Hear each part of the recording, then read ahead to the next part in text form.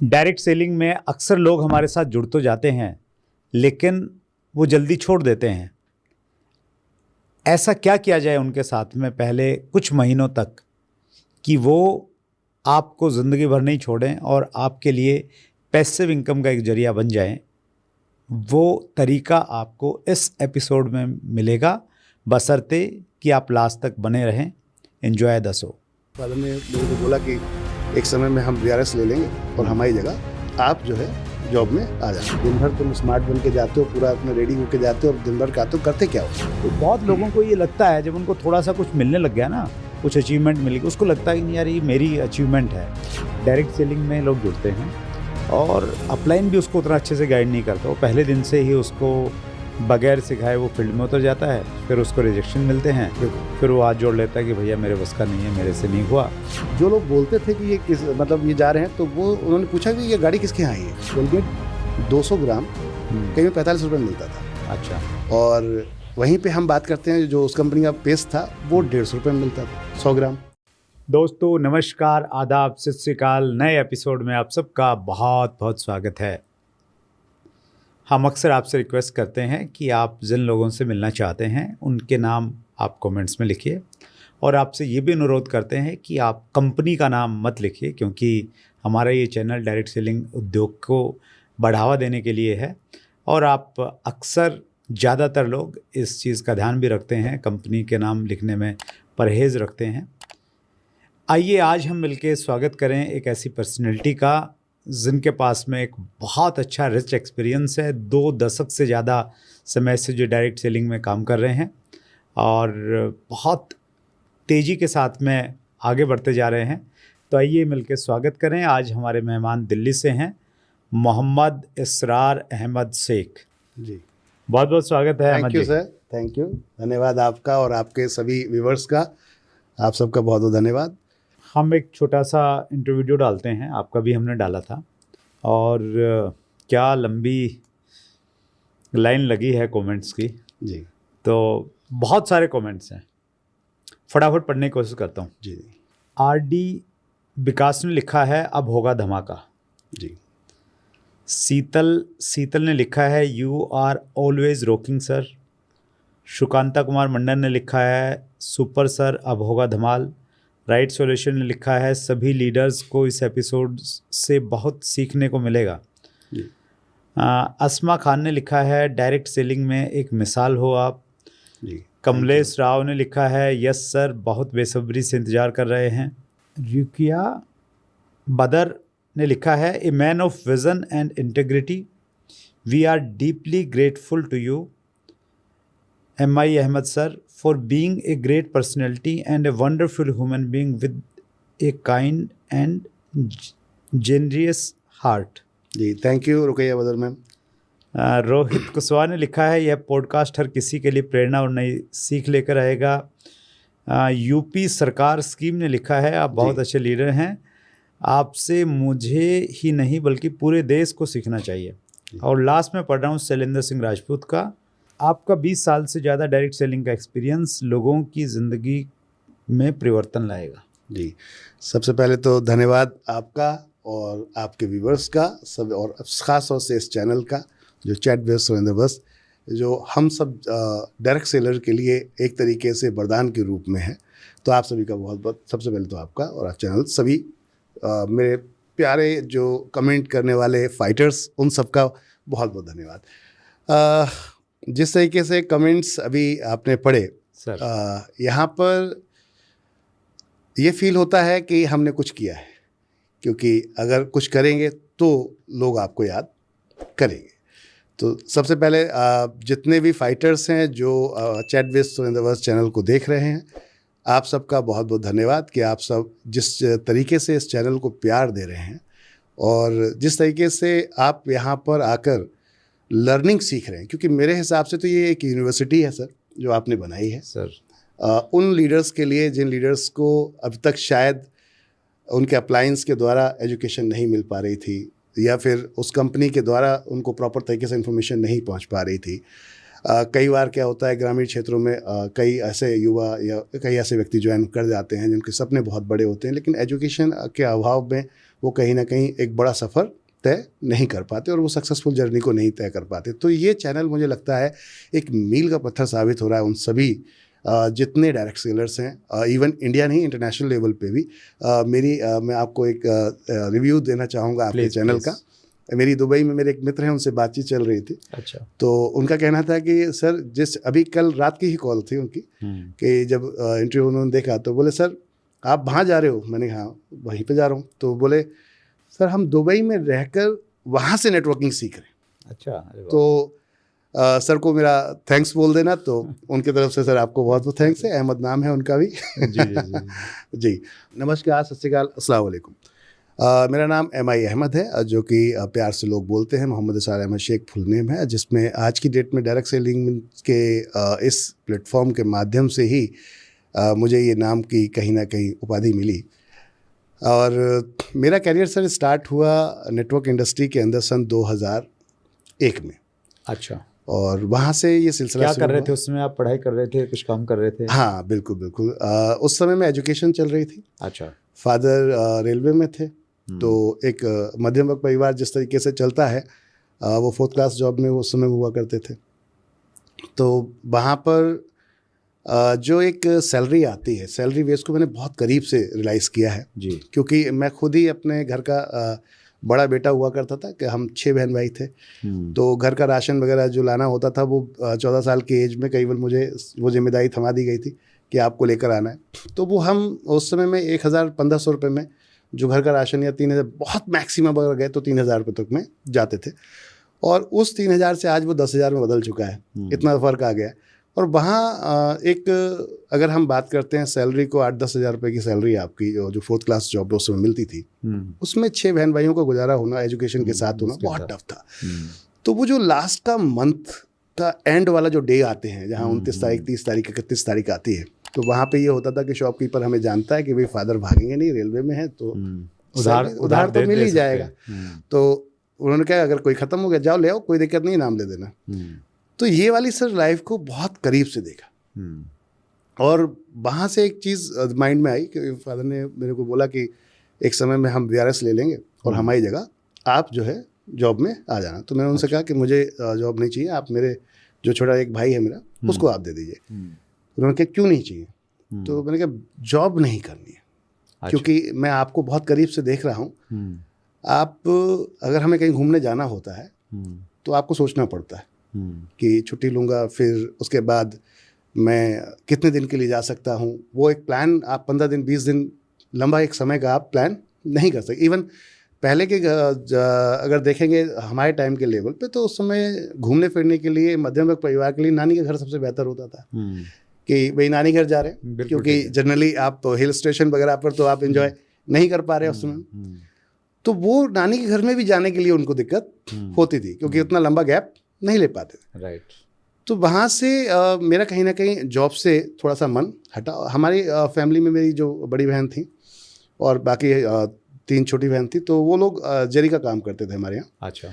तो क्योंकि फीमेल्स में जनरली अधिकतर जो परिवार में जो लोग थे वो सब घर से बाहर जाते नहीं थे, तो वो घर में ही बैठ के काम करते। हैंड एम्ब्रॉयडरी का मैं पूरा कारीगर हूँ। राइट। अच्छा। और वो सब उन्हीं की देन है, उनके ज़रिए से ही मैंने सीखा और धीरे धीरे वो सीख कर मैं प्रॉपर कारीगर बना। फिर एक कारखाना मैंने फैक्ट्री डाली। अच्छा। उस दौरान में कहाँ पे? मुंबई के अंदर। अच्छा। तो वहाँ पर करीबन 250 कारीगर मैंने उस एज में चलाए, 18 साल की एज में लगभग। उसी दौरान में किसी ने मुझे एक कंपनी का प्लान शेयर कर दिया। अच्छा। कि एक मेरे बहुत करीबी मित्र थे, वो मेरे यहाँ हर वीक में आते थे। तो उनका ये कहना था तुम एक बार मेरे साथ चलो। अच्छा। तो मैंने ठीक है भाई, कोई दिक्कत। मुंबई में उस समय रहता था मैं, मुंबई में शिफ्ट हो गए थे। तो अब वहाँ पर बार बार वो प्रेशर देते थे, मैं चलो सर इस बार चलते ही हैं आपके साथ। और मैं एक बार पहुँच गया वहाँ पर। तो करीबन 3 घंटे का सेशन था वहाँ।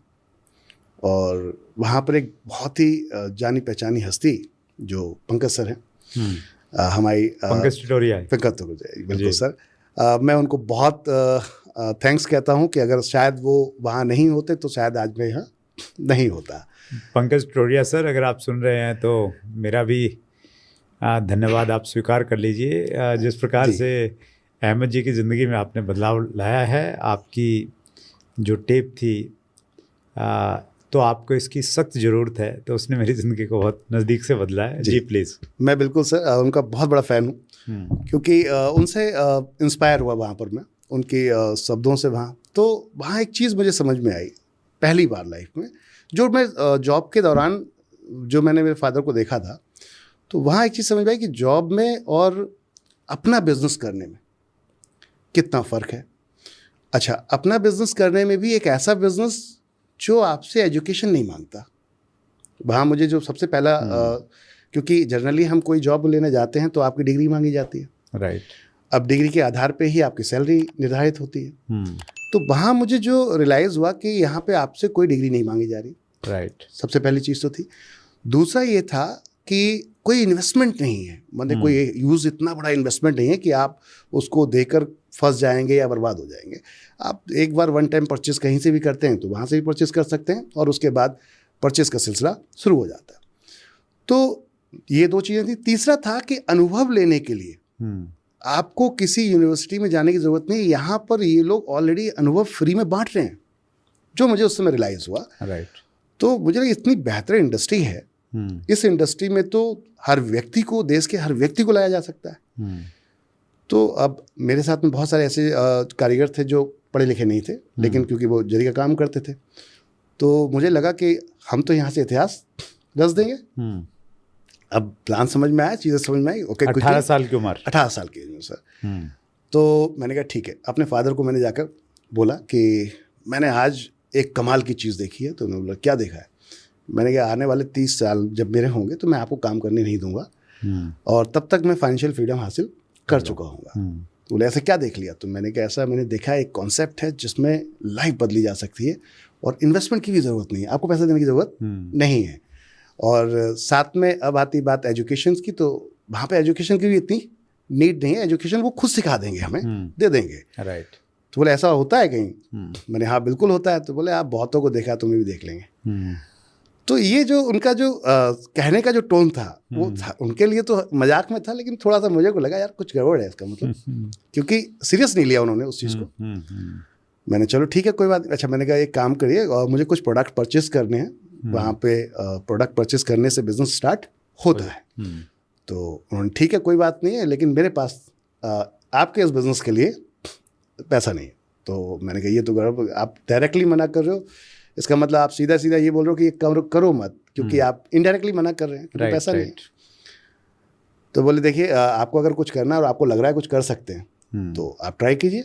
मैंने ठीक है, लेकिन बिना पैसे के तो पॉसिबल था नहीं। तो मेरी बड़ी बहन की शादी हो गई थी। अब 1 ही साल हुआ था उसको शादी, तो मैं उनके यहाँ पहुँच गया, क्योंकि इधर जो था जुनून सवार था, काम जो चल रहा था जरी वाले काम में। उस समय में क्या हुआ, लॉस हुआ थोड़ा, क्योंकि चाइना ने एंट्री कर ली थी मार्केट के अंदर। जब चाइना ने एंट्री की तो जो हम हैंडवर्क काम करते थे, जो 8 घंटे का काम होता था, जैसे लहंगा चोली साड़ी सूट, इसमें तो वो आई दर्दोजी का काम हुआ करता था, तो उसकी कॉस्ट काफ़ी हैवी जाती थी हैंडवर्क के हिसाब से। और वहीं मशीनें आ गई तो मशीनों ने वो काम 1 घंटे में कर दिया जो हम 8 घंटे में कर रहे थे। तो रेट में ज़मीन आसमान का फ़र्क आ गया। अब इसकी वजह से क्या हुआ कि वो बिज़नेस डाउन हो रहा था। इधर मुझे अचानक ही अपॉर्चुनिटी एक तरीके से मेरे हाथ में आ गई। अब ये जो शुरूर था वो जो वर्ल्ड वाइड घूमने का, क्योंकि एक उसमें सबसे खूबसूरत मुझे एक चीज़ और लगी कि आपको करना क्या है, लोगों से बात करनी। राइट। अब लोगों से बात करने का अगर अभी हम बैठ के बात कर रहे हैं और इससे पैसा आ जाता है, तो मुझे लगता है इससे बढ़िया कोई ब्यूटीफुल चीज़ नहीं हो सकती कि आपकी कोट पहने हैं उसमें स्त्री खराब नहीं हो रही है और पैसा आपके घर पे चल के आ रहा है। तो इससे बढ़िया बिजनेस क्या हो सकता है? और रिस्क नहीं है। सबसे बड़ी चीज़ ये है कि रिस्क नहीं है कि आप कोई भी बिजनेस, अभी मैंने एक्सपोर्ट का काम स्टार्ट किया जब ये, तो हमने पैसा भी लगाया, सब कुछ किया, बट वहाँ पर जब चाइना ने एंट्री की तो फिर वो डाउनफॉल आया तो वो रिस्क हुआ, वो पैसा डूब गया वहाँ पर। अब ऐसा यहाँ पे कुछ था ही नहीं। तो ये कुछ चीज़ें मुझे बड़ा खूबसूरत लगी। मुझे घूमने फिरने का बड़ा शौक था सर, तो अभी भी। और उससे मुझे यहाँ पर एक बढ़िया चीज़ ये दिखी कि अगर मैं मुंबई पहुँच रहा हूँ तो मुंबई में मेरा मित्र है, जाना है काम से, लेकिन साथ में मेरा दूसरा काम हो जाता है जो मेरा शौक है, घूमना फिरना। राइट। तो इससे बढ़िया क्या हो सकता है? तो ये बिजनेस तो मेरे लिए गोल्डन अपॉर्चुनिटी सर। वहाँ से स्टार्ट कर दिया। सिस्टर के पास गए? आप सिस्टर पहुंच गए। सिस्टर से मैंने बोला, तो सिस्टर ने बोला क्या हुआ? तो मैंने कहा मुझे कुछ पैसे की नीड है। तो उन्होंने कहा कैश तो है नहीं मेरे पास, अब क्योंकि हाउस वाइफ थी वो। तो मैंने कहा फिर कैसे करें, कुछ जुगाड़ करो, भाई साहब से बोलो, मतलब मेरे जीजा जी से।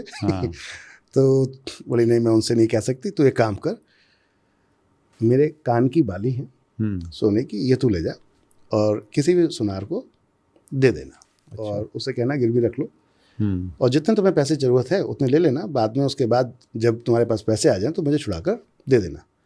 वो इतनी कॉन्फिडेंस थी मुझ पर कि उन्होंने ये रिस्क लेने को तैयार हो गए। और आप भी तैयार हो गए बाली लेने के लिए? यहाँ तो जुनून पूरा था कि प्लान देखा हुआ था, तो वो जो कहते हैं ना कि एक फीवर चढ़ा होता है कि अर्निंग करने का फीवर, वो चढ़ा हुआ था। मैं डन, कोई दिक्कत नहीं, आप दे दो। पहुंच गए। अच्छा। सर सुनार साहब के पास पहुंच गए, वहाँ से पैसे उससे लिए और चले आए। अब यहाँ एक बड़ा चैलेंज आया लाइफ में, जो अक्सर डायरेक्ट सेलिंग में बहुत सारे लीडरों के साथ आ रहा होगा। वो चैलेंज क्या था कि एजुकेशन नहीं थी इंडस्ट्री की, नॉलेज, और सबसे बड़ी चीज़ थी जो कॉन्टैक्ट लिस्ट जिसे हम कहते हैं। तो वो कॉन्टैक्ट लिस्ट कोई फिल्टर कॉन्टैक्ट लिस्ट नहीं थी। राइट। रैंडमली किसी के पास भी पहुंच जाना, किसी से भी बात करना, अच्छा बिना किसी बताए, मैंने नॉक नॉक किए सीधा पहुंच जाना, ये सब चीज़ें इन्फॉर्मेशंस किसी ने दी नहीं। अपलाइन से उतना कनेक्ट थे ही नहीं, अभी तो स्टार्ट ही किया था। तो मैंने अपलाइन से पूछा, मैंने सर कैसे काम करना है? उन्होंने कहा रिलेशंस की लिस्ट बनाओ, फैमिली की लिस्ट बनाओ, सभी जितने नियर डियर हैं आपके उनकी लिस्ट बनाओ और उनसे मिलना शुरू करो और मुझको मिलवाना शुरू करो। मैंने इतना काम है? बोला हाँ। मैं पक्का इतना काम है? बोला हाँ बिल्कुल इतना काम, बस तुम देखते रहना कि मैं क्या कर रहा हूँ। मैंने ठीक है सर, मैंने ये सिलसिला शुरू कर दिया। अब वहाँ पर एक चैलेंजिंग आया, वहाँ पे एक मेजर चैलेंज क्या आया कि जब प्लान शो हुआ, ख़त्म हुआ, तो जिनको हम मिलवा रहे हैं वो मध्यम वर्ग परिवार के लोग हैं। और जिस कंपनी में हमने स्टार्ट किया था वो कंपनी एक ऐसा प्रोडक्ट सेल करती थी जो क्वालिटी वाइज था, बट वो मध्यम वर्ग परिवार की रेंज से बाहर था। मतलब वो उस समय में, उस ज़माने में अगर आपको याद हो कि कोलगेट 200 ग्राम कहीं में 45 रुपये में मिलता था। अच्छा। और वहीं पे हम बात करते हैं जो उस कंपनी का पेस्ट था वो 150 रुपये में मिलता था 100 ग्राम। अब 100 ग्राम 150 में, इधर कोलगेट 200 ग्राम 45 रुपये में। तो और मध्यम वर्ग परिवार तो वो फिल्म स्टारों को देख रहा है, तो उनके लिए तो वो ब्रांड है, और ये प्रोडक्ट कोई ब्रांड उसका नाम भी नहीं सुना कभी, इसका नाम ही नहीं सुना। तो अब लोगों का ये कहना है कि हम इसको क्यों लें। तो अब यहाँ पर आती है कि फिर वो जो हमारे सीनियर है उन्होंने कहा कि प्रोडक्ट्स में सिर्फ चने के दाने के बराबर ही यूज़ करना है आपको। तो उनका कहना था नहीं मेरे को तो फील ही नहीं आ रहा, वो मेरे को तो पूरा चाहिए, पूरा नहीं लगेगा उस पे बरस पे। तो अब ये वाला जो चैलेंज था उससे बिजनेस आगे बढ़ ही नहीं रहा, कोई ज्वाइन करने को तैयार नहीं है।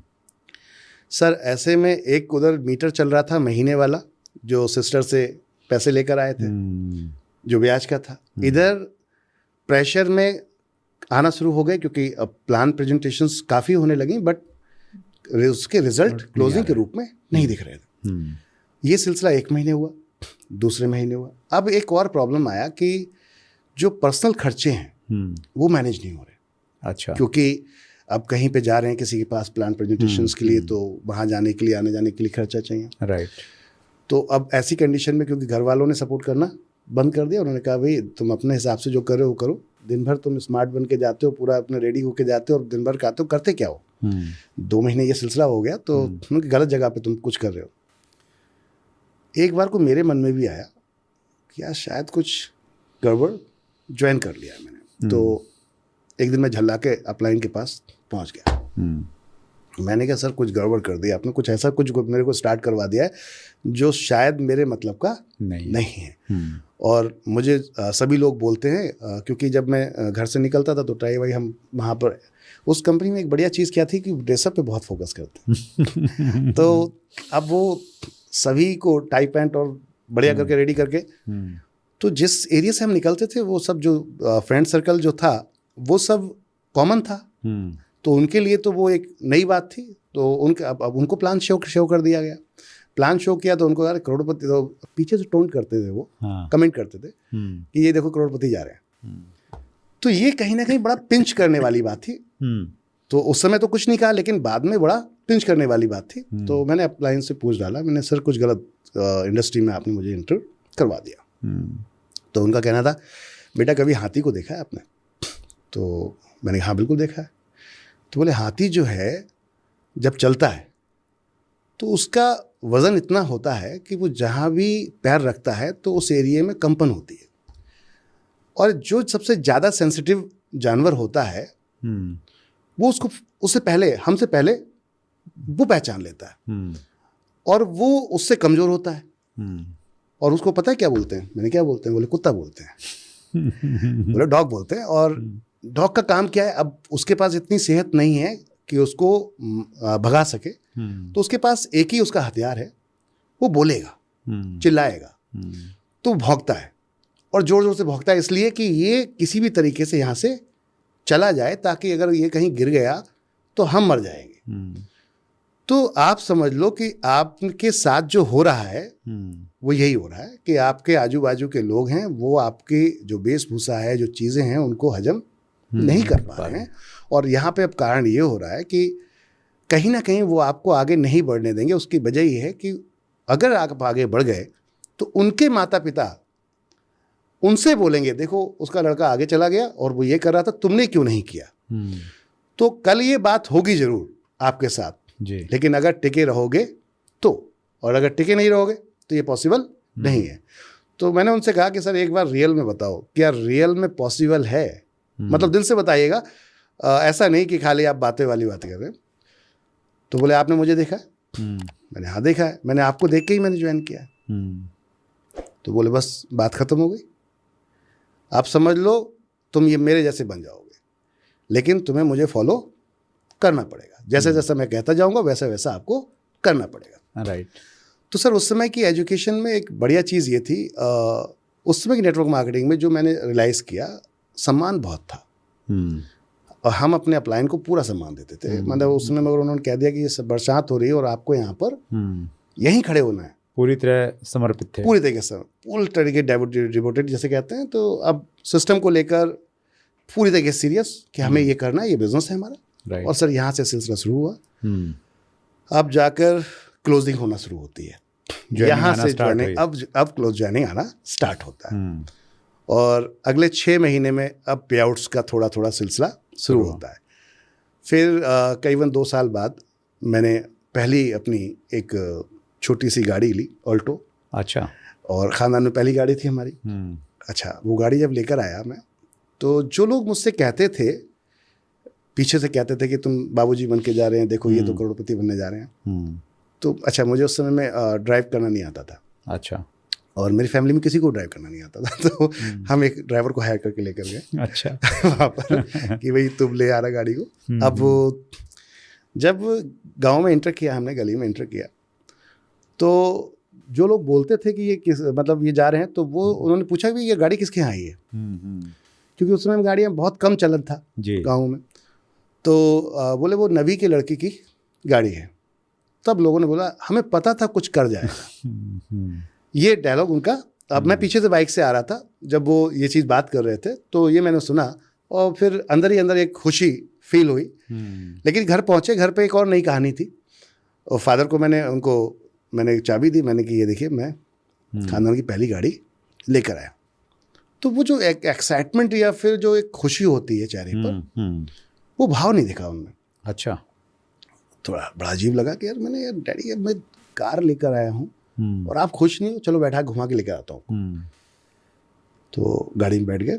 बैठने के बाद बोल रहे हैं अंदर, देखो गाड़ी ले तो आए हो, लेकिन अगर ये चली नहीं तो लोग ये बोलेंगे लेने का शौक तो है, लेकिन चला रहे की बस की बात नहीं है।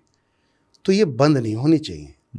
अगर बंद हो गई या खड़ी रह गई तो समझ लो ये गाड़ी तुम्हारी मेरे किसी मतलब की नहीं है। और अगर चलाते रहे तो जितनी खुशी मुझे होगी शायद उतनी किसी और को नहीं होगी। सर उस दिन के दिन था, गांठ बांध ली कि अब बाइक नहीं चलानी है। अच्छा। अब यही चलाना है। और वहाँ से जो एक कमिटमेंट था, वो कमिटमेंट स्टार्ट हुआ सर। अब जो भी प्लान प्रेजेंटेशन होता था वो गाड़ी में होता था या फिर उसी से जाके होता था जी। और मेरे अपलाइन ने एक मुझे बड़ा अच्छी चीज़, मैं उनका बहुत धन्यवाद करता हूँ कि उन्होंने एक चीज़ सिखाई थी, बेटा मोबाइल में पैसा और गाड़ी में तेल ये कभी कम नहीं होना चाहिए तेरा। क्या बात है। मोबाइल तू कैसा भी ले ले, जरूरी नहीं कि तेरे को, उस समय नोकिया चलता था, बहुत ज़्यादा चलता था और पैसे भी लगते थे रिचार्ज वगैरह के ज़्यादा, तो 2 रुपए मिनट के हिसाब से कॉल लगती थी। इनकमिंग था उसमें या बंद हो गया था? इनकमिंग भी थी उस समय, इनकमिंग कॉल भी चलती थी। तो पीसीओ का ज़माना आने से पहले की प्रोसेस था। तो वहाँ पर अब चैलेंज ये था हमारे लिए कि ये जो मोबाइल में पैसा डालना है, अगर कोई लंबी बात कर लेगा तो प्रॉब्लम हो जाएगी। तो ऐसी कंडीशन में कोशिश करते थे कम से कम फ़ोन पे बात की जाए और उसके बाद उसको फिजिकली मिला जाए। तो सर यहाँ से सिलसिला शुरू हुआ। उसके बाद से फिर कभी पलट कर नहीं देखा, और वो धीरे धीरे ये रहा कि एक सक्सेसफुल जर्नी जिसे कहते हैं। मैंने फादर से कमिटमेंट किया था कि 30 साल की एज तक आते आते मैं सुबह जब सोकर उठूं तो वो पैसे कमाने के लिए जाना है उसके लिए ना उठूं, सुबह इसलिए उठूं कि अब नींद पूरी हो गई, अब बाकी की दिनचर्या का काम करते हैं, चलो काफ़ी हुआ। तो वो एक फाइनेंशियल फ्रीडम जिसे कहते हैं, ये वाली लाइफ को 30 साल तक अचीव कर लेना है। मुझे लगता है आपने भी कांतिगाला की वो ऑडियो सुनी होगी जी, जिसमें वो कहते हैं ना कि मैं जब सुबह उठता हूँ तो सबसे पहले सर्दी के टाइम में पैर का अंगूठा रजाई से बाहर निकालता हूँ टेम्परेचर फील करता हूँ जी, और फिर लगता है कि नहीं अभी सर्दी है तो अंगूठा अंदर करता हूँ, फिर सो जाता हूँ बिल्कुल सर। कुछ टाइम के बाद में फिर अंगूठा बाहर निकालता हूँ जी। तो ये जो स्टोरियाँ है ना, ये बहुत मोटिवेट करती हैं। तो मैंने कांतिगाला को बहुत सुना, तो कांति की टेप है शायद ये। बिल्कुल सही। सर एक्चुअल क्या है कि देखिए, जब आपके साथ कुछ घटित होता है और जब वो घटित होता है तो आप भी एक नॉर्मल मार्केट से या नॉर्मल समाज से ही निकल के आते हैं, हम एक तरीके से देखा जाए, और हमारे जैसे ही लोग कहीं ना कहीं ड्रीमर होते हैं। तो जो आने वाली पीढ़ी है वो कहीं ना कहीं हमसे वो चीज़ सीख रही है जो हमने पीछे किया हुआ है। लेकिन हाँ, उनके लिए एक बेनिफिट ये हो जाता है जो आने वाली पीढ़ी है कि आपने जितना किया, जैसे आपने इतना खूबसूरत एक बुक बनाया है, वो मुझे बहुत ही अच्छा लगा जो आपने मेरे को बताया। क्योंकि जनरली एक नए बच्चे के लिए या एक नए डायरेक्ट सेलर के लिए, चाहे वो किसी भी एज का हो जी, जैसे हमारे कमेंट में हमारे शिविंदर जी ने एक वहाँ पर कमेंट किया कि 20 साल, मतलब आप जिस एज में आए हैं 50, क्योंकि वो 50 साल प्लस के हैं जी, तो उन्होंने कहा कि अब क्या हमारे लिए संभावनाएं हैं। तो बिल्कुल आपके लिए बहुत ज़्यादा संभावनाएं हैं। उसकी वजह ये है कि ऐसे गुरु आपके साथ हैं जिन्होंने बुक्स बना दी हैं आपके लिए। यूनिवर्सिटीज़ एक बेसिक एजुकेशन से स्टार्ट कर दी है, मतलब बेसिक से भी पहले का, जैसे हम आज की डेट में बच्चों को अगर देखते हैं, हमारे टाइम में तो KGNC हुआ करता था जी वहाँ पर जी, अब वो एक प्री नर्सरी भी स्टार्ट हो गया है तो जहाँ प्ले स्कूल भी बोला जाता है, जहाँ बच्चों को खेल खेल में सब सिखाने की कोशिश की जाती है। तो आपको खेल खेल में सिखाने की कोशिश सर ने कर दी। एक बुक्स बनाई है, बहुत ही खूबसूरत बुक्स है। तो वो बुक्स को आप ज़रूर लीजिए। क्यों? क्योंकि डायरेक्ट सेलिंग के विजेता कैसे बने, अब ये सर ने कई पार्ट्स में डिज़ाइन किया। जैसे कि स्कूल में आपने जब एंट्री की तो प्री नर्सरी फिर KG फिर NC, इस टाइप से आप पढ़ेंगे जी। क्योंकि अभी तक एजुकेशन अगर हम डायरेक्ट सेलिंग को देखते हैं, यूनिवर्सिटी में स्टार्ट तो हुई है, बट वो यूनिवर्सिटी से स्टार्ट हुई है, स्कूल से स्टार्ट नहीं हुई है, और आपको तो स्कूल से चाहिए। नहीं, इसके पीछे जो मकसद था अहमद जी, वो यही था कि देखिए हमारे देश में बहुत सारे लोग डायरेक्ट सेलिंग में हैं। किसी को अच्छी अप्लाई नहीं मिलती, किसी को अच्छी कंपनी नहीं मिलती, लेकिन वो खुद करना चाहते हैं, उनको कोई डायरेक्शन नहीं मिलती, रास्ता नहीं मिलता। तो जब ऐसी बहुत सारी क्वेरी आने लगी तो मुझे लगा कि यार इसका एक परमानेंट सॉल्यूशन ढूंढना चाहिए। तो फिर मेरा जो पिछले 25 सालों का एक्सपीरियंस था वो सारा का सारा मैंने लिखना स्टार्ट किया, और वो जो एक सेक्वेंशनल एजुकेशन होती है उसी रूप में पार्ट 1 में डायरेक्ट सेलिंग का विजेता कैसे बने, पार्ट 1 में हमने बेसिक्स डाल दिए पूरे के पूरे। बेसिक्स से रिक्रूटमेंट हो जाती है, लोग आ जाते हैं। अब लोग आ तो गए, फिर उनमें लीडरशिप क्वालिटी पैदा करनी है, उनका कमिटमेंट चेक करना है, उसके लिए फिर कोर्स स्टेप रहते हैं। फिर पार्ट 2 में हमने 4 कोर्स स्टेप डाले और पार्ट 3 में फिर 4 कोर्स स्टेप डाल दिए। क्या बात है, बहुत तो यहाँ तक की एजुकेशन हमने कंप्लीट कर दी है। अब इसका एक पार्ट और आना बाकी है, वो अभी पाइपलाइन में है। तो मुझे लगता है ये 4 पार्ट आने के बाद में डायरेक्ट सेलिंग की एक कंप्लीट एजुकेशन उनको मिल जाएगी। बहुत बढ़िया। और ये सब कुछ आप जैसे जो महारथी लोग हैं, इतने एक्सपीरियंस्ड हैं, उन लोगों से कहीं ना कहीं सीखा है, उसी को अपने एक्सपीरियंस के साथ में पिरो दिया है। बहुत बढ़िया। मुझे एक आपकी बुक से एक बहुत अच्छी चीज़ जो मैं काफ़ी टाइम से, मतलब पिछले करीबन अगर देखेंगे तो 7-8 साल से प्लान कर रहा था सर कि हम गवर्नमेंट को सजेशन करें कि हम 5th क्लास से अपने बच्चों को एक ऐसी एजुकेशन, एक ऐसा सिलेबस दें जिसमें एक क्लास मतलब हाफ एन आवर का जो रहता है वो डायरेक्ट सेलिंग से रिलेटेड हो। और रिलेटेड होने का मकसद ये है कि अभी क्या है, जो आजकल के डायरेक्ट सेलर हैं वो किस एज से आ रहे हैं कुछ नहीं कहा जा सकता। कई लोग 50 साल के, जैसे शिवेंद्र सर हैं हमारे, 60 साल के एज में आते हैं लगभग।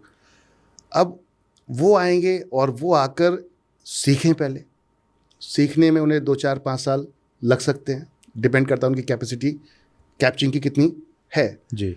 ऐसे में पता चलता है तब तक वो, क्योंकि जब वो कोई एजेड पर्सन आता है या फिर जब कोई 30 साल या 25 साल के बाद का बच्चा आता है कोई भी, तो उसके लिए एक चैलेंज क्या होता है कि फाइनेंशियल कहीं ना कहीं चैलेंज आने शुरू होते हैं जी। और हम जब नेटवर्किंग इंडस्ट्री में उतरते हैं तो आपको 1 से 2 साल 3 साल कम से कम 5 साल आपको प्रॉपरली एक बढ़िया अच्छा डायरेक्ट सेलर बनने में वक्त देना पड़ता है। और इस दौरान में आप अर्निंग पे फोकस नहीं कर सकते, आपको अभी लर्निंग पे फोकस करना है। जनरली लोग अर्निंग पे पहले फोकस कर बैठते हैं और वो कहीं ना कहीं विफल हो जाते हैं, फिर दोस्त फिर डायरेक्ट सेलिंग को देते हैं। तो मेरा ये मानना था कि जो अब ये फेल क्यों हो रहे, क्योंकि उनको कोई ऐसा रेगुलर क्लास नहीं मिल रहा जहाँ पर वो प्रॉपरली आके एजुकेशंस को प्रॉपरली अध्ययन कर पाएँ, ले पाएँ और फिर उसके बाद वो शुरू कर पाएँ। अब अगर स्कूल में हम करते हैं 5वीं क्लास से अगर हम बात कर रहा हूँ, क्योंकि वहाँ पर आधा घंटा मिलेगा और बच्चे को आप खुद मार के भेजते हो स्कूल। जो नया अभी डायरेक्ट सेलर जो अभी के सिचुएशन के हिसाब से, हमारे पिछले सिचुएशन के हिसाब से जब जुड़ता है तो उसको परिवार वाले कभी कुछ नहीं कहते राइट कि आपको डायरेक्ट सेलिंग करनी है और आपको क्लास अटेंड करनी है या आपको जाके ये सेमिनार अटेंड करना है या ये मीटिंग अटेंड करनी है, वो कभी भी नहीं बोलते। आप ही की इच्छा करती है तो आपको जाना है, अगर आपको सीखने की इच्छा है तभी आप जाओगे। अन्यथा कई लीडर्स तो ऐसे हैं जो चलती हुई मीटिंग्स को छोड़ के चले आते हैं। यस, मैंने उनके अंदर ये कमियां देखी हैं कुछ लीडर्स में। तो आप जिस चीज़ के लिए प्रैक्टिकल स्टार्टअप ही नहीं कर रहे हो, फिर आप ड्रीम देख रहे हो कि मेरे को करोड़पति बनना है, वो संभव नहीं है, वो संभव नहीं है। तो अगर हम 5th क्लास से, अब ये बुक्स अगर ये जो बेसिक आपने बनाया, बेसिक से डाउन वाला बनाया, अगर ये 5th क्लास से बच्चों को सिलेबस में पढ़ा दिया जाए, तो जहाँ आज देश हमारा जो बेरोजगारी को हम देख रहे हैं जिस तरीके से कि इतना युवा हर साल पढ़ के निकल रहा है और वो कहीं ना कहीं जॉब सीकर बन जाता है, राइट, ढूंढता रहा है, जॉब को ढूंढ रहा है, तो गवर्नमेंट भी उस लेवल पे उनको जॉब क्रिएट नहीं संभव ही नहीं है सर, पॉसिबल नहीं है। तो अगर इनको 5th क्लास से एजुकेशन दिया जा रहा होता, how to direct selling, what is the direct selling और किस तरीके से आपको करना है, कैसे करना है, स्टेप बाय स्टेप जो आपने इतना खूबसूरत बनाया है। अब क्योंकि बच्चे को मन करे या ना करे, लेकिन उसे स्कूल तो जाना है, तो ये एक सब्जेक्ट होगा उसके लिए जिसको पढ़ना पड़ेगा बाय प्रेशर। नेटवर्किंग में बाय प्रेशर लोग पढ़ते नहीं। लीडर का मेरा भी ये मानना है अहमद सर, मैं आपकी बात से पूरी तरह से सहमत हूँ। एक्चुअली डायरेक्ट सेलिंग में लोग जुड़ते हैं और अपलाइन भी उसको उतना अच्छे से गाइड नहीं करता, वो पहले दिन से ही उसको बगैर सिखाए वो फील्ड में उतर जाता है, फिर उसको रिजेक्शन मिलते हैं, फिर वो हाथ जोड़ लेता है कि भैया मेरे बस का नहीं है, मेरे से नहीं हुआ, और वहीं से कहानी ख़राब होनी शुरू हो जाती है। तो मेरा ये मानना है अहमद जी कि एक व्यक्ति को जब हम ज्वाइन करवाते हैं ना, उसको बाहर फील्ड में बिल्कुल मत जाने दीजिए। पहले उसको जैसे डायरेक्ट सेलिंग का विजेता कैसे बने किताब हेल्पफुल हो सकती है, या हर कंपनी के पास में कुछ भी एजुकेशन सिस्टम है तो वो सिस्टम के साथ उसको जोड़िए, उसको कुछ ट्रेनिंग दीजिए, कुछ होमवर्क उससे करवाइए। उसके बाद में जब वो थोड़ा सा तैयार हो जाए, जैसे हमारे यहाँ डिफेंस में रहता ना कि फौजी को पहले ट्रेनिंग देते हैं, पहले दिन ये नहीं बोलते कि भाई जा सीमा पे चला जा, तो वो अगर सीमा पे पहले दिन जाएगा तो क्या असर होगा वो सबको मालूम है।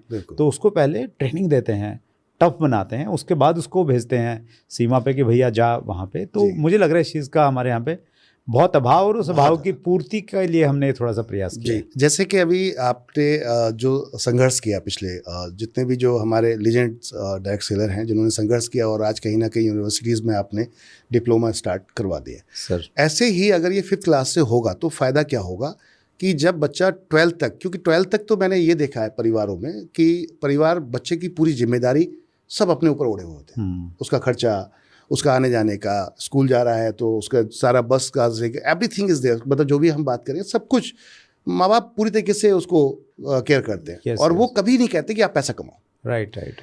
और यहाँ नेटवर्किंग में कोई अभी डायरेक्ट सेलर कोई जुड़ता है तो तुरंत ही यहाँ से यह स्टार्ट होता है, पहले अर्निंग कैसे होगी। घर वाले भी ये उम्मीद घर वाले भी ये उम्मीद करते हैं कि भैया आपने नहीं, कुछ आपने बड़ा कर लिया। बहुत गहरा सब्जेक्ट छेड़ा है अहमद जी। रॉबर्ट टी कियोसाकी की एक बुक है बिजनेस स्कूल, तो उसमें बोलते हैं कि डायरेक्ट सेलिंग में इसलिए हमें जुड़ना चाहिए, नेटवर्क मार्केटिंग वर्ड यूज़ करते हैं वहाँ पे वो, कि इसके 8 फ़ायदे हैं और 8 फ़ायदों में 8 छुपे फ़ायदे बताते हैं वो। उसमें पहला फ़ायदा वो बताते हैं कि आपको एक यूनिक एजुकेशन मिलेगी, एक ऐसी व्यवहारिक शिक्षा जो आज तक आपको न किसी विद्यालय में न किसी विश्वविद्यालय में पढ़ाई गई होगी, वो प्रैक्टिकल एजुकेशन आपको मिलेगी। और रॉबर्ट टी कियोसाकी वाली बात पे आप मोहर लगा रहे हैं जी जी कि ये अगर स्कूलों में पढ़ाए जाने लग जाए कि मतलब किस प्रकार से आपका एटीट्यूड होना चाहिए, किस प्रकार से आपका बिहेवियर होना चाहिए दूसरों को लेके, कम्युनिकेशन स्किल्स थोड़ी सिखा दी जाएं और जो बेसिक्स वाली जो चीज़ें हैं थोड़ी सी, तो मुझे लग रहा है आगे की ज़िंदगी बहुत आसान हो जाएगी। बिल्कुल सर। देखिए सबसे पहली जो चीज़ आपने उसमें बुक्स में दी जो मुझे बड़ा खूबसूरत लगी कि आपने पढ़ाई के साथ एक क्वेश्चन पेपर दिया है। हाँ राइट। आई लाइक इट, मुझे बहुत पसंद आया सर। रीज़न क्या है कि जनरली जब हम पूरे साल पढ़ाई करते हैं स्कूल में तब एक पेपर का समय होता है, बच्चा पूरे साल ध्यान नहीं देता, लेकिन वो लास्ट के टाइम में आकर पूरा फोकस लगाता है कि अब कुछ भी करके पास होना है। ये मेरी इंस्पिरेशन, देखिए लाइफ में आप बहुत सारी चीज़ें पता नहीं कहाँ कहाँ से सीखते हो और फिर उसको रिलेट कर लेते हो कहीं ना कहीं। डायरेक्ट सेलिंग में जब मेरे पास में ठीक ठाक सा पैसा आने लगा तो मुझे लगा कि यार अब इसको इन्वेस्ट कहाँ करना है ये भी सीखना पड़ेगा। जी जी। तो वो मतलब पहले तो ये टेंशन थी, आता नहीं है, जब आने लग गया तो फिर ये टेंशन होगी कि यार इसको लगाएंगे कहाँ पे। बिल्कुल। तो मैंने एक इन्वेस्टमेंट की, मैंने कोचिंग ली, क्योंकि मेरा कोचिंग में और सीखने में बड़ा विश्वास है, तो मुझे लगा यार इसको भी सीखा जाए। तो मैंने दिल्ली में आई थिंक 10 क्लासेस मैंने अटेंड की होंगी, 3 घंटे की क्लास रहती थी। तो उसमें जो ट्रेनर थे वो बेसिकली शेयर मार्केट में कैसे इन्वेस्ट करना चाहिए, कैसे कंपनी खरीदनी चाहिए, तो उस बारे में बात करते थे। तो कभी ये नहीं बताते थे कि यार ये कंपनी के शेयर खरीद लो, वो ये कहते थे कि अच्छी कंपनी को चेक करने के ये पैरामीटर्स हैं, वो पैरामीटर बताते थे हमें कि भाई ये पैरामीटर्स है, ये देखो ये देखो ये देखो, ये जिसमें ये ठीक है वो कंपनी खरीद लो। तो इस किताब में भी जब हमने ये टॉपिक डाला कि सही कंपनी का चुनाव कैसे करें, तो हमने ये नहीं बताया कि यार ये कंपनी कर लो, हमने लोगों को एजुकेट किया बिल्कुल कि भाई दीज आर द पैरामीटर्स, आप इस पे चेक करो अपनी कंपनी को, खुद नंबर दो, खुद डिसाइड करो। मुझे ये टॉपिक इसलिए पसंद आया कि जब अगर ये स्कूलों में स्टार्ट हुआ तो अब बच्चे जब पढ़ के बाहर आएंगे तो उससे पहले वो किसी न किसी कंपनी को, जब सही उनकी एक आयु होगी, एज होगी, उम्र होगी, तो वो ज्वाइन कर लेंगे।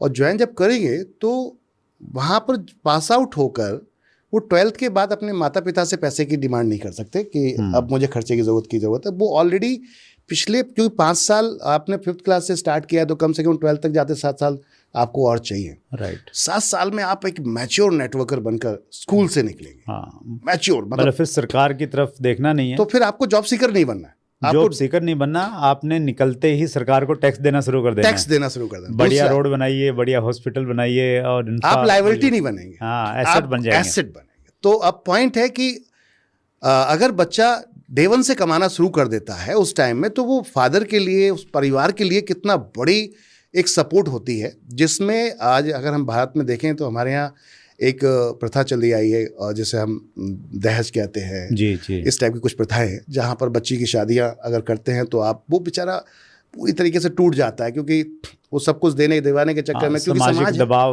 समाज है और समाज में अब इससे मुझे बेहतर करना है, एक ये भी बड़ा चैलेंज रहता है कि इससे बेहतर करना है, इससे बड़ा दिखाना है। तो अब ऐसे कंडीशन में क्या होता है कि एक व्यक्ति जो अपनी एज के करीब आ रहा है और जिसको पैसे की सबसे ज़्यादा ज़रूरत है बुढ़ापे में, वो व्यक्ति अपनी वो जमा पूंजी इन सब चीज़ों में खर्च कर दे रहा है, जहाँ पर एक तरीके से पूरा बिखर जाता है। लेकिन अगर बच्चा पहले दिन से कमा रहा होगा, चाहे उसमें गर्ल्स हो चाहे उसमें बॉयज़ हो, और जब वो कमा रहे होंगे तो जो माँ बाप के पास एक सिक्योरिटी होगी, वो शायद मुझे लगता है किसी और इंडस्ट्री में पॉसिबल। बहुत बढ़िया, ग्रेट जी। अहमद सर, आपके पास में बहुत ज़बरदस्त तजर्बा है और वो आपकी बातों से झलकता है, हम बहुत डिटेल में चले जाते हैं। तो जल्दी से कुछ क्वेश्चंस लेते हैं। जी जी। एक क्वेश्चन है, ये राइट सॉल्यूशन ने पूछा है, एक सफल नेटवर्कर को बनाने और उसे लीड करने के लिए सबसे महत्वपूर्ण कार्य कौन सा है जो लीडर्स को करना चाहिए? जी बिल्कुल सर। इसमें देखिए, मेरे हिसाब से सबसे पहले एक लीडर जो किसी को साइन अप करा रहा है, राइट, सबसे पहले उसकी जिम्मेदारी बनती है यहाँ पर कि आप अगर किसी डाउनलाइन को स्टार्ट करा रहे हैं तो स्टार्टिंग के कम से कम 6 महीने आप उसको अपने साथ चिपका के रखें। वाह, मतलब हर तरीके जो आपकी एक्टिविटीज़ हैं वो सब उसके सामने होनी चाहिए।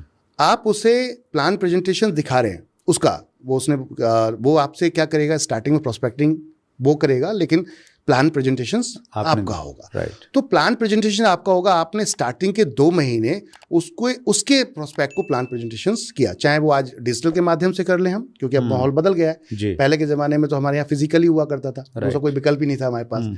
अब तो आधुनिक ज़माना है और यंग आज की एज है, तो अब तो आप बहुत हार्ड एंड फास्ट हो गए, बहुत जल्दी अचीव कर सकते हैं। हमारे टाइम में तो 20 साल चीज़ों में लगे, आप ये काम 2 साल में भी कर सकते हैं, क्योंकि इंस्टेंट आप पहुँच सकते हैं लोगों तक। अब पॉइंट था कि यहाँ पर उस जो अप्लाइन है उसकी जिम्मेदारी ये बनती है, अगर 2 महीने वो लगातार प्लान प्रेजेंटेशन एक लीडर के साथ कर देता है, एक फ्रेशर के साथ कर देता है, तो फ्रेशर से बोलना है तेरे को देखना है, सिर्फ तुझे सिर्फ देखना है मैं क्या कर रहा हूँ, बस इसको देख। और फाइनली जब 2 महीने कंप्लीट हो रहे हैं, फिर तीसरे महीने से अब उससे कहना है कि तेरे को स्टार्ट करना है, मैं देखूंगा अभी, मैं देखूंगा, क्लोजिंग मैं कर दूंगा, तू घबरा मत, क्योंकि तेरा प्रोस्पेक्ट खराब नहीं होने देंगे।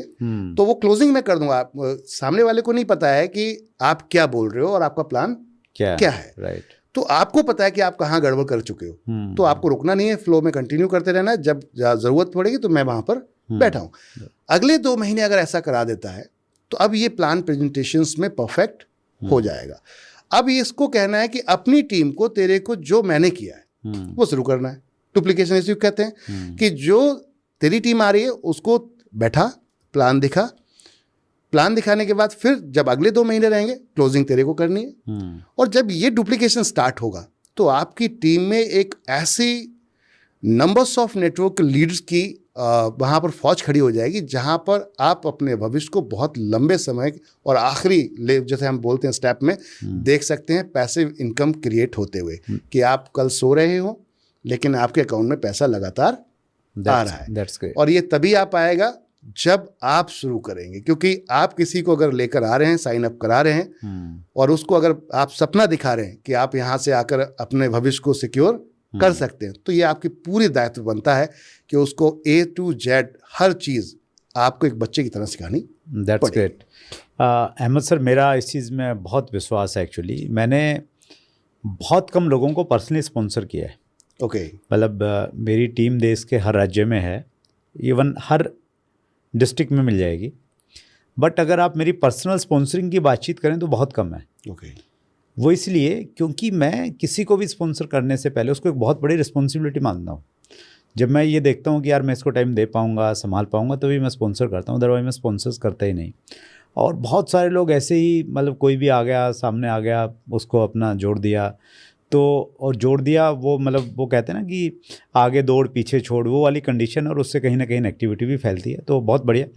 आपके जो जवाब को अगर मैं समअप करूं तो वो ये है कि हम किसी को ज्वाइन करवाएं तो उसको बहुत सोच समझ के ज्वाइन करवाना है। पहले तो ज्वाइनिंग करवाने से पहले सोचना है और एक नैतिक जिम्मेवारी के साथ में उसको ज्वाइन करवाना है कि इसके सपने मैंने पूरे करवाने, और 6 महीने तक उसके साथ में रह के उसको तैयार कर देना है, ताकि फिर उसको आपकी ज़्यादा आवश्यकता न पड़े। बिल्कुल, क्योंकि अगर आप एक व्यक्ति को लेकर आए तो, क्योंकि स्टार्टिंग में आप भी सर समझते हैं, मैं भी ऑलरेडी, हम जिस लेवल पे हमने काम किया तो पहली बार में किसी को समझ में नहीं आता। राइट, वो 2-3 बार जब देखता है चीज़ों को तब जाके समझ पाता है, और फिर उसके बाद समझ पूरे फिर भी नहीं पाता है, वो कुछ मुख्य बिंदुओं को ही देख पाता है। लेकिन सपने हैं उसके, और वो सपने बहुत फास्ट हैं। मैंने यहाँ पर एक कमजोरी देखी लीडर्स में, जो फेलियर होने का कारण सर देखा। बहुत सारे लोग मिलते हैं मुझे अभी भी जो कहते हैं हम 20 साल से हैं, 15 साल से काम कर रहे हैं, तो मैं उनसे पूछता हूँ कि 15 साल से आप 20 साल से काम कर रहे हो, कि सेविंग क्या है? क्योंकि आपने कमाया क्या मैटर वो नहीं करता, आपने बचाया क्या है वो आपका भविष्य तय करेगा आगे जाने के लिए। क्योंकि आपने अगर कुछ बचाया है तो बचाने का मतलब ये है कि आपने कुछ किया है और सेव करके रखा है। अगर आपने कमाया था और आपने टोटली टीम पे खर्च कर दिया तो ये भी आपके लिए एक बहुत बड़ा प्रॉब्लम क्रिएट हो सकता है। मेरे अपलायर ने मुझसे एक चीज़ बड़ा अच्छी चीज़ कही थी। मैंने कहा था सर अभी जो छोटा पे आउट आ रहा है क्या करूँ, उसका सारा खर्च कर दूँ टीम पे? तो उन्होंने कहा नहीं, तुझे 25% सेविंग के रूप में रखना है, 25% तुझे पर्सनल खर्चों को रखना है और 50% अपनी टीम के साथ बिजनेस डेवलप करना है। राइट, वो इन्वेस्टमेंट है, वो इन्वेस्टमेंट है तेरा। अगर तेरे को बिजनेस बड़ा करना है और अगर बिजनेस चाहता है तो तेरे को वहाँ पे इन्वेस्टमेंट करनी पड़ेगी अपनी, लेकिन कमा कर। आपने पैसिव इनकम की बातचीत की, फ्यूचर की बातचीत की, लेकिन एक प्रश्न पूछा है अजय मेघवाल ने जी। आजकल एक चलन चल रहा है मार्केट में, लोग हर साल न्यू कंपनी में जाते हैं। आप ऐसे लोगों को किस नज़र से देखते हैं और क्या कहेंगे? जी हाँ, लोगों को ये लगता है कि यार नई कंपनी आई है, इसमें ज़्यादा कुछ अच्छा मिल जाएगा, पुरानी में तो सैचुरेशन आ गई है, तो वैसे एक माइंडसेट बन जाता है लोगों का। इसमें सर मेरा नज़रिया क्या कहता है, मैं आपको अपना बताता हूँ। जनरली क्या होता है, लोग डर जाते हैं। अच्छा, जैसे आपने आज स्टार्ट किया, तो जब स्टार्ट आप कर रहे हैं तो स्टार्ट करते समय आपने प्लान के अंदर की डीपली चीज़ों को रीड नहीं किया, माने जिसे हम कहते हैं टर्म्स एंड कंडीशंस। तो अक्सर लीडर क्या गलतियां क्या अभी भी कर रहे हैं, वो गलती क्या करते हैं कि जब वो ज्वाइन करते हैं तो वो फ्रंट में भाई हाँ मेरे को बहुत नॉलेज है, मेरे को बहुत पता है, अच्छा ये एक लेफ्ट एक राइट या फिर ये 1 2 3 ABCD लाइन से जनरेशन से लगाने, हाँ ठीक है इसमें इतनी इनकम आएगी इतनी आएगी ये बता दिया, हाँ अच्छा कितना बांट रहे हो आप। तो वो सब कैलकुलेशंस को फोकस करते हैं किस बात पे कि मुझे कितना मिलेगा, और इस बेस पे आकर जल्दी से ज्वाइन कर डालते हैं। वो डीपली टर्म्स एंड कंडीशन पे फोकस नहीं करते सिस्टम के अंदर। और जब वो, क्योंकि उस समय बड़ा उत्साहित होते, प्लान देखते हैं, उनको लगता है यार सिस्टम बहुत बढ़िया है, कंपनी का ऑफिस बहुत बढ़िया है, प्रोडक्ट बहुत बढ़िया है। कई बार क्या होता है, लोग, मैंने जो देखा जो बार बार कंपनियां चेंज करते हैं वो अट्रैक्शन में ज्वाइन करते हैं। अट्रैक्शन में कंपनियां स्विच करते हैं। मुझे लग रहा है 2 तरह के लोग इसमें होंगे अहमद सर। एक तो वो होंगे जिन्होंने अति उत्साह में बगैर कुछ होमवर्क के कंपनी ज्वाइन कर ली, फिर उनको मालूम चला कि नहीं यार कंपनी में इश्यूज़ हैं कुछ, फिर वो दूसरी कंपनी में जाते हैं, और दूसरी में जाते हैं तो फिर वही देखते हैं कि नहीं यार पहले ही मैं फाइनेंशियल क्राइसिस में था, बोर बढ़ गया हूँ, अब मुझे कोई ऐसी कंपनी देखनी थोड़ा और फास्ट बनूँ, तो फास्ट के चक्कर में फिर ऐसी किसी कंपनी के साथ में जुड़ जाते हैं जो फिर सही नहीं होती, और फिर वो एक ऐसा ट्रैप है, उस ट्रैप में नहीं निकल पाते। तो एक तो मुझे लग रहा है एक तो कैटेगरी ये है, बिल्कुल। और दूसरी कैटेगरी में शायद कुछ ऐसे लोग भी हो सकते हैं जिनको कंपनी तो अच्छी है, कंपनी नो डाउट वो मानते हैं यार कंपनी बहुत बढ़िया है, कंपनी की क्रेडिबिलिटी भी है, सब कुछ बढ़िया है, लेकिन उनको लगता है कि नहीं यार मेरे से ये नहीं हो पा रहा, यहाँ ज़्यादा मेहनत है, या अपलाइनों के साथ में थोड़े रिश्ते उतने अच्छे नहीं हैं, तो इसलिए वो बदल लेते हैं। दो कैटेगरी हैं। तो मैं एक बार कंप्लीट करता हूँ, फिर मैं आपका इनपुट दूंगा। तो पहली कैटेगरी वाले को तो मैं ये कहना चाहता हूँ कि अगर आप डायरेक्ट सेलिंग में आए हैं तो आपका मकसद यहाँ से पैसिव इनकम का होना चाहिए, आपका मकसद यहाँ से अगली जनरेशन को बिज़नेस ट्रांसफ़र करने का होना चाहिए। तो एक बार शांति के साथ में सही कंपनी आप चुन लो, अपनी नॉलेज के अनुसार गूगल से ढूंढ लो कुछ ना कुछ, मतलब सोचो, अच्छे से सोच समझ के आप निर्णय लो अच्छी कंपनी का। और जो ऑलरेडी अच्छी कंपनियों में हैं उनसे मैं कहना चाहता हूं कि अगर आपको थोड़ा रिजल्ट नहीं मिल रहा तो कोई बात नहीं, कंपनी अच्छी है, सिस्टम अच्छा है, प्रोडक्ट अच्छा है, डायरेक्ट सेलिंग के रूल्स के अनुसार कंपनी काम कर रही है, तो फिर थोड़ा पेशेंस के साथ में काम करो, अपलाइन से काउंसलिंग कर लो, थोड़ा एनालिसिस कर लो, थोड़ी सी अपनी स्किल्स को बढ़ा लो, तो फिर इधर उधर ताका झाकी मत करो। और ताका झाकी करोगे तो फिर आपकी रेपुटेशन ख़राब हो जाएगी, और फिर वो कहते हैं ना घर के रहेंगे ना घाट के, तो फिर वैसी वाली स्थिति हो जाएगी। तो ये तो मेरा व्यू था, आपका क्या व्यू है सर? बिल्कुल सर, मैंने जो रियलाइज़ किया, इस मेरे साथ में भी कैरियर में बहुत सारे साथी आए और बहुत सारे चले गए, कई लोगों ने तो कैरियर में इंडस्ट्री को ही विदा कर दिया जी। तो इसमें मुझे जो फील हुआ कि कहाँ गलती कर रहे हैं लोग, ऐसे लोग जो गलती कर रहे हैं, वो गलती ये है कि आप डीपली चीज़ों को नहीं समझ के सिर्फ बाहर की चीज़ों को देखा आपने और उसके बाद साइन अप कर दिया, जो आपने अभी कहा। और साइन अप करके जब आप इंटर किया तो पता चला अरे यार ये वाली रॉयल्टी ऐसे करके मिलेगी, अच्छा ये वाली इनकम ऐसे करके मिलेगी। तो जो आपका उत्साह था उस टाइम में काम करने का, जब आपने ज्वाइन किया था, वो उत्साह आपके धीरे धीरे डाउन हो जाता है। या फिर कई बार क्या होता है कि जैसे प्रोडक्ट्स को लेकर किसी ने आपको जब ज्वाइन कराते समय बड़ा चढ़ा के बातें कर डाली। कई लीडर्स होते हैं जो प्रोडक्ट्स को लेकर कुछ ऐसी चीज़ों को कह डालते हैं कि आपको लगता है अच्छा ये प्रोडक्ट मिल गया तो मैं तो कमाल कर दूंगा, और आपने साइन अप कर लिया जी। आप साइन अप करके आप जब मार्केट में उतरे और आपने भी जाके कमिटमेंट कस्में बात दिखा लिए मार्केट में जाकर के, अरे ये प्रोडक्ट गजब का है और इसमें तो धमाल हो जाएगा, आप लेकर तो देखो। अब पता चलता है जब कस्टमर ने लिया तो 1-2 महीने उसने यूज़ किया तो उसको रिजल्ट शायद उस लेवल पर नहीं आया, क्योंकि कोई भी हेल्थ केयर आप किसी भी सेगमेंट में आप जाएंगे आयुर्वेदिक में तो वक्त लेता है वो आपका।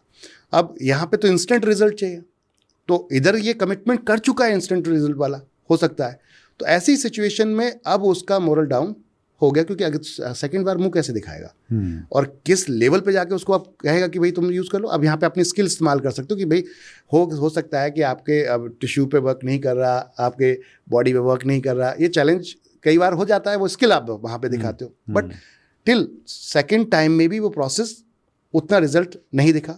तो अब ऐसे में क्या हुआ, उस लीडर का थोड़ा सा मनोबल डाउन हो गया। तो वो उतनी फोर्स के साथ जिस तरीके से आया था वो उस फोर्स के साथ अब काम नहीं कर पा रहा, या हो सकता है वो सिस्टम से खुश नहीं है, सिस्टम में जिस तरीके से वो चाहता था मेरे को ये रिस्पेक्ट मिलनी चाहिए, मेरे को ऐसा मिलना चाहिए। कई बार ऐसा होता है कि ईगोइस्ट मामला बन जाता है कि मैं बहुत पुराना लीडर हूँ और मैं यहाँ आ रहा हूँ तो मेरे को बहुत कुछ यहाँ पर रिस्पेक्ट उस लेवल की मिलनी चाहिए, बट आप जीरो से स्टार्ट कर रहे हैं, तो आप जीरो से स्टार्ट कर रहे हैं यानी उस कंपनी के लिए आप तो फ्रेशर ही एक रूप में हम काम करेंगे जी। तो वो उसी तरीके से आपको ट्रीट करते हैं। अब यहाँ पर आपके जो अपलाइन है वो आपको एक अलग अगर नज़रिए से देख रहे हैं तो अच्छी बात है, वहाँ पर वो आपको रिस्पेक्ट दे रहे हैं। अन्यथा अब ऐसे में क्या होता है कि जल्दी में लोग स्विच करने का बड़ा कारण क्या हुआ कि उन्होंने एक तो लालच में, दूसरा अभाव प्रभाव में कि यार इस कंपनी में मैं जल्दी नेटवर्क खड़ा कर सकता हूँ, इस कंपनी में बहुत वक्त लग रहा है, और ऐसे में स्विच करते ही आप एक बड़ी गलती कर बैठते हैं वहाँ पर कि आपका जो नेटवर्क होता है वो सिस्टम से इंस्पायर है, वो प्रोडक्ट से इंस्पायर है, सर्विस से इंस्पायर है, हो सकता है आपकी एजुकेशन से इंस्पायर हो। एज पर लीडर अगर मैं एज ए लीडर हूँ तो मेरी एजुकेशन से हो सकता है कुछ लोग इंस्पायर हो, सारे नहीं होंगे। मैंने प्रैक्टिकली देखा है अहमद सर कि एक व्यक्ति को लगता था कि मैं जाऊंगा तो मेरे साथ 1000 लोग चले जाएंगे, लेकिन मुश्किल से 2 लोग उसके साथ में खड़े मिलते हैं। बिल्कुल सर, ये 100% मैं वही बात कर रहा था कि यहाँ पर होता क्या है, जब हम ये प्लान करते जाते हैं कि यार इतना नेटवर्क तो मेरी बाबाई करता है। अगर आप कहो तो मैं एक बड़ी अच्छी स्टोरी मुझे याद आ रही है। बिल्कुल। सतीश पंडित हमारे लीजेंड थे डायरेक्ट सेलिंग में, वो सुनाते थे कि व्यक्ति को ये लगता है जब वो कहीं भी काम करता है ना कि उसमें बड़ी पावर है, उसमें बड़ी ताकत है और उसकी वजह से सब कुछ चल रहा है।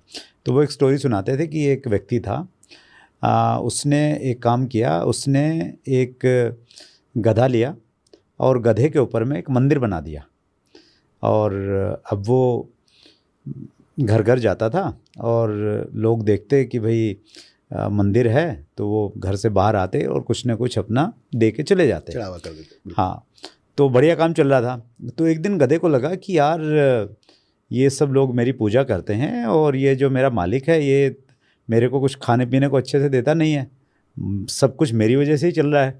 तो उसने एक दिन गुस्से में आके वो मंदिर उधर फेंका और अपने मालिक को लात वात मार के और अपना अगले दिन से खुद ही अपना जाने लग गया कि भाई मेरे को भेंट मिलेगी।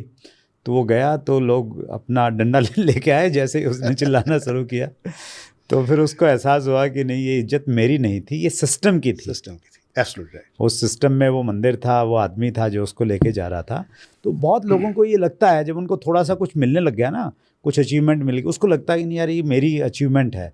और कुछ कंपनियां उसको थोड़ी हवा दे देती हैं कि यार तू तो मतलब कमाल है, तो यहाँ आ जाए, ये हो जाएगा। इसमें तो मुझे लग रहा है कि वो भ्रम में चले जाते हैं। बिल्कुल सर, यही एक बड़ा चैलेंज होता है कि कभी कभी हमें ये भ्रम हो जाता है कि ये नेटवर्क मेरा है, और जितना नेटवर्क आज मैं सेमिनार में जाता हूँ, लोग ताली बजाते हैं, मैं स्टेज पे जाता हूँ, मेरी लोग रिस्पेक्ट करते हैं, सेल्फी लेते हैं, तो वो आपकी सेल्फी क्यों ले रहे हैं? वो उस कंपनी के आप उस समय हीरो हैं, उस सिस्टम का एक हिस्सा, उस सिस्टम के हिस्से आप और उस सिस्टम के हीरो हैं। और हीरो का दुनिया सीधी बात है फोटो लेना चाहती है। मैं हीरो नहीं हूँ, मैं सिस्टम के माध्यम से हीरो।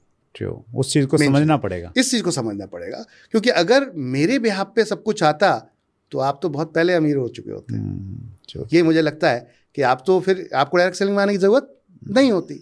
तो आज आप, हाँ, ये आपने समय दिया, एजुकेशन ली, आपने बहुत सारे लोगों को ट्रेंड किया, अच्छी बात है, लेकिन फिर भी लोग सिस्टम को देखते हैं। जब कहीं कोई प्लान दिखाया जाएगा तो पहले प्रोफाइल पूछा जाएगा कंपनी का, आपका प्रोफाइल नहीं पूछा जाता, पहले कंपनी का प्रोफाइल, और कंपनी की प्रोफाइल के बाद कंपनी का अकाउंट मांगा जाता है, उसमें पेमेंट किया जाता है, ना कि आपको पेमेंट किया जाता है प्रोडक्ट परचेस करने के लिए। इट मीन्स कि हमें समझना चाहिए कि हमसे ज़्यादा पार्ट उस सिस्टम का है जिस सिस्टम में हम वर्क कर रहे हैं।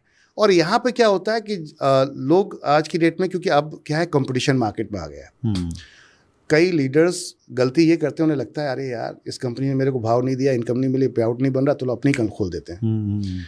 अब वो आधी अधूरी जानकारी लेके कंपनियां स्टार्ट कर देते हैं। अब यहाँ एक चैलेंज क्या होगा, आप नेटवर्किंग की नॉलेज तो लेके बैठे हैं, बट आप मैनेजमेंट की नॉलेज लेकर, दोनों में बड़ा अंतर है, दोनों बहुत डिफरेंस है। नेटवर्किंग में मैंने जो रियलाइज़ किया, क्योंकि मैंने दोनों पार्ट निभा रहा हूँ, तो मैंने एक चीज़ रियलाइज़ की है मैंने पिछले 5.5 साल में, जो फ्रीडम मेरे को 21 साल था, क्या पूछिए, और जो अब जो करंट का अब है, बस कुछ पूछिए मत।